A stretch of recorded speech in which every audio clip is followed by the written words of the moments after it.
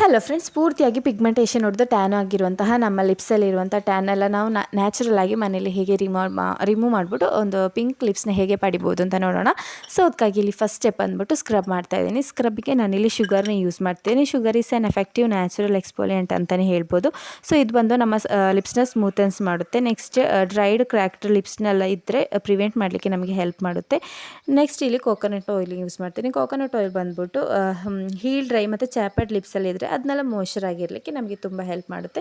Next ಹನಿ ಬಂದ್ಬಿಟ್ಟು ನಮ್ಮ ಲಿಪ್ಸ್ನ ತುಂಬ ಹೈಡ್ರೇಟೆಡ್ ಆಗಿರುತ್ತೆ. ಇದರಲ್ಲಿ ಆ್ಯಂಟಿ ಇನ್ಫ್ಲಮೇಟರಿ ಪ್ರಾಪರ್ಟೀಸ್ ಇರೋದ್ರಿಂದ ಇದು ಬಂದು ನಮ್ಮ ಚಾಪರ್ಡ್ ಲಿಪ್ಸ್ನೆಲ್ಲ ಸ್ಮೂತನ್ಸ್ ಮಾಡಲಿಕ್ಕೆ ನಮಗೆ ತುಂಬ ಹೆಲ್ಪ್ ಮಾಡುತ್ತೆ. ಸೊ ನಾವು ಇದೇ ರೀತಿಯಲ್ಲಿ ಸರ್ಕ್ಯುಲರ್ ಮೋಷರಲ್ಲಿ ಅಪ್ಲೈ ಮಾಡಿ ಚೆನ್ನಾಗಿ ಮಸಾಜ್ ಮಾಡಿ ಕೊಡಬೇಕು.